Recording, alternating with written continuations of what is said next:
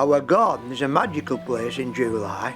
It's absolutely full of life and the sounds of high summer. The surge of growth at this time of the year never ceases to amaze me.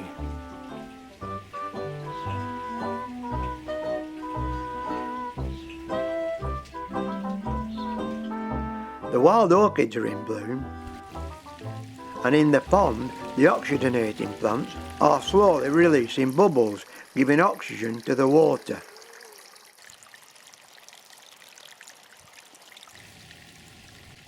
We've two species of damselflies around the pond. I know them as the red and blue. I don't know if they reproduce with their coloured cousins, but I can sit here and just observe them for hours.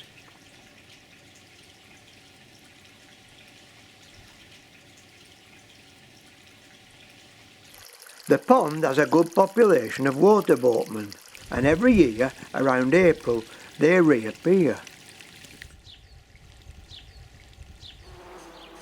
The meadowsweet has colonised the damper areas around the pond, and along with the clover and the bird's foot trefoil, they really do attract the bees. At the back of the door casing surrounding the garage door, the bumblebees have built a nest. They've gained entry where the concrete has broken away.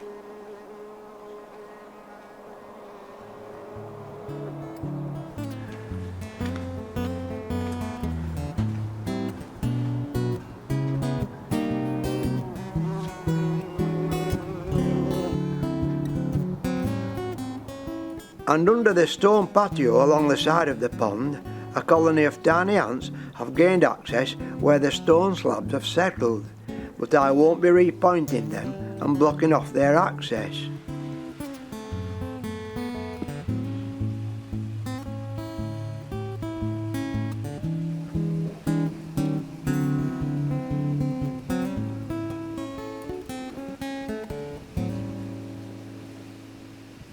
Looking at the rock garden, it's just about peaked, but it's still pleasant to look at.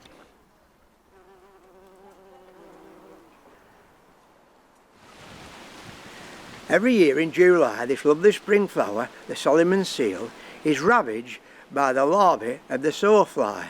It really does skeletonise it, but it's live and let live. In a wildlife garden, it just takes its course, the larvae will drop down into the soil, and the whole cycle will repeat it again next year. It's part of naturalising our garden. I see we've got young dunnocks and a much rarer visitor, the siskin. We are now in the 4th week in July.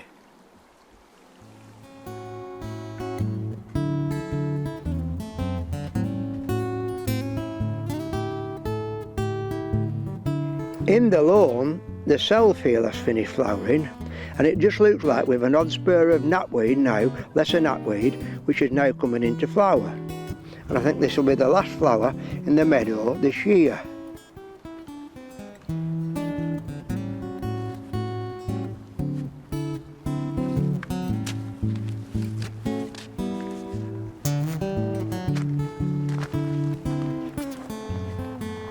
With the recent heat wave, a lot of the garden flowers have suffered, and most of them have run to seed, so we haven't had as long a flowering season. And it's showing signs that it's looking a little bit tatty. So a little bit of tidying up is needed round the edges, otherwise it's looking absolute chaos.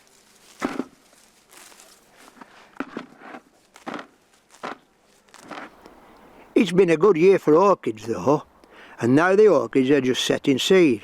In about 2 months' time, the seeds will blow away in the wind, and who knows where the seeds will land. I planted the common figwort, especially for the wasps.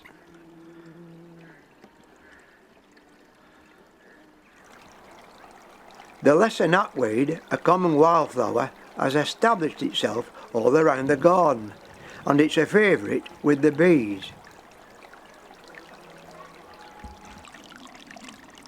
I don't know the names of the different bees, but there are several, all with their own distinctive markings.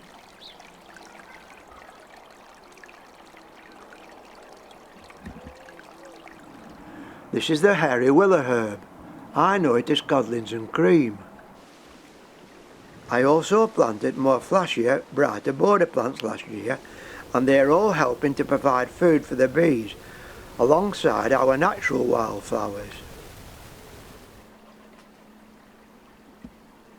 It's been a bit too dry for the purple loosestrife, but I can see we've got some bees on it this morning, and the hemp agrame is now just breaking into flower.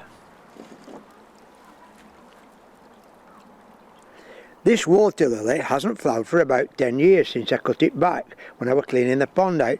I think the variety is James Bryden.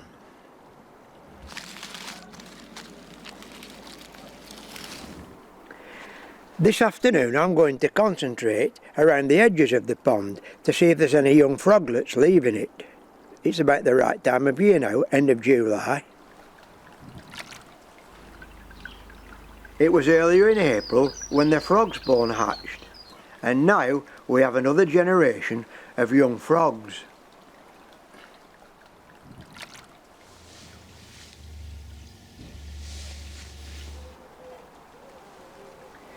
It looks like the solitary bees have finished their egg laying now, because all the holes are blocked up, ready for the young to emerge next year.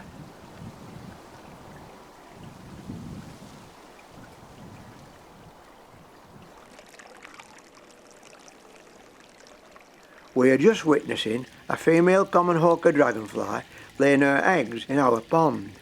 This is what wildlife gardening is all about. This is the Crocosmia lucifer. Very decorative in the garden, but I'm not sure whether it attracts any insects. I've just seen a comma butterfly land on our buddleia. They are around in our area, but this is the first sighting in our garden.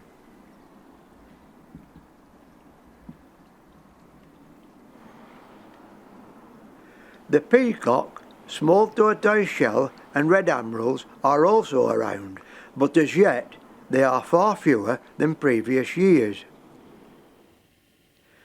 This is Lancashire and is more typical of our weather. Over the last few days we've had around 35 millimetres of rain.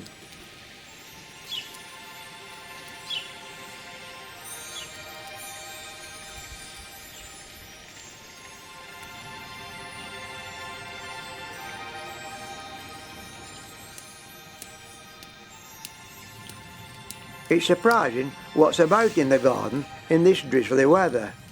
Exploring in the rain gives just a sample of what wildlife is present in the darker, damper corners.